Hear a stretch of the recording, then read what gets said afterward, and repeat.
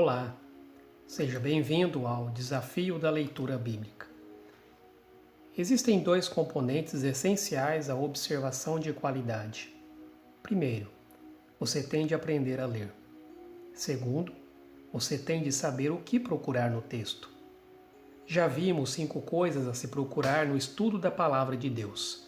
Agora, eis a última coisa a se procurar no texto, que será identificado pela palma de sua mão.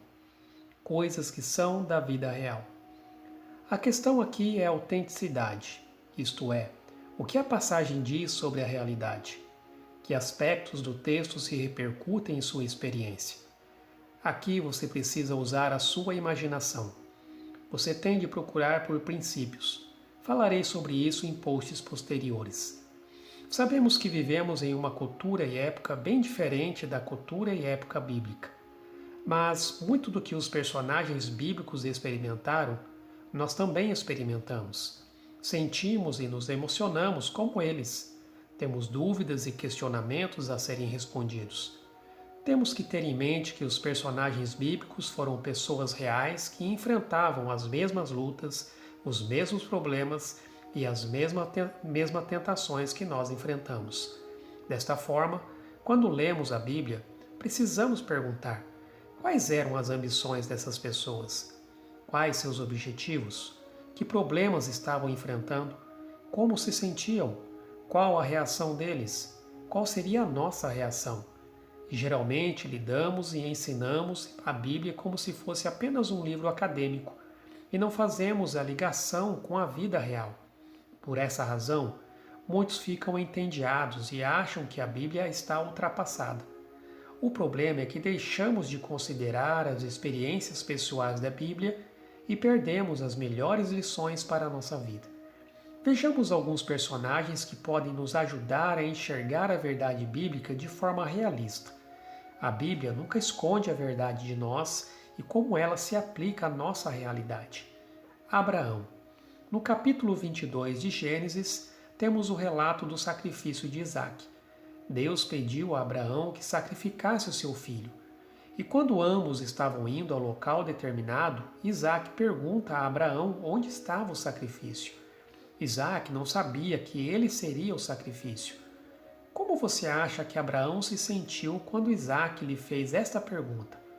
Como você, sendo o pai, se sentiria?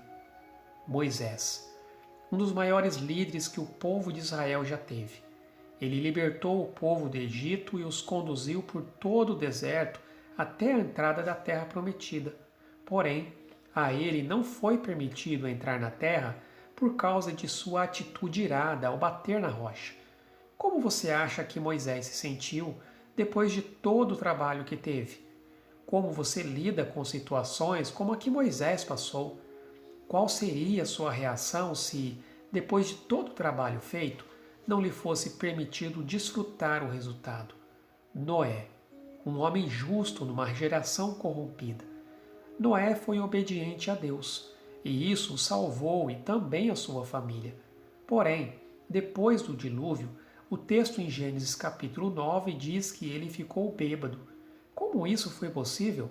Aqui, vemos que a Bíblia não esconde que, apesar da sua justiça, Noé era um pecador, temente a Deus, porém pecador e cheio de falhas.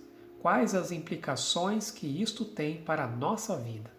Davi, um homem brilhante, dotado de muitas habilidades, pastor de ovelhas, corajoso, soldado, poeta, músico e um grande líder. O único homem na Bíblia que é descrito como sendo segundo o coração de Deus, alguém a quem Deus se agrada. Mesmo com todas essas qualidades, um homem falho. Bastou apenas um ato para arruinar sua vida e sua família. O que o Espírito Santo quer nos dizer ao incluir o pecado de Davi com Batseba na Bíblia? Qual é a advertência para nós? O que isso revela sobre nossa humanidade? Pedro, um dos discípulos mais impulsivos de Jesus. É provável que você se identifique com ele em alguma situação. Aquele que disse que estaria disposto a morrer por Jesus, em sua hora mais sofrida, ele o nega. No momento de crise, em meio à pressão, ele falhou. Provavelmente, como você ou eu falhamos. O que isso revela sobre Pedro e sobre nós? João Marcos, um personagem que não é muito falado. Ele vai com Paulo e Barnabé em sua primeira viagem missionária. Porém, no meio do caminho ele volta para casa. Mais tarde, em uma segunda viagem missionária, Paulo e Barnabé decidem viajar e Barnabé queria levar João Marcos. No entanto, Paulo diz que não. A discussão entre eles foi tanta que cada um foi para um lado. Paulo viajou com Silas e Barnabé com João Marcos. No final de sua vida, o apóstolo Paulo reconheceu a utilidade de João Marcos. Veja que o investimento de Barnabé rendeu seus frutos. Veja que há um toque de realidade nos relatos de todas essas pessoas, mas é fácil deixar de percebê-los se os seus olhos não estiverem procurando por coisas que são da vida real. Quando estudar a palavra de Deus, certifique-se de ligá-la à vida real. Assim, você descobrirá que as pessoas na narrativa bíblica são exatamente como você e eu. Elas são feitas da mesma matéria que nós. São pessoas reais, são humanas.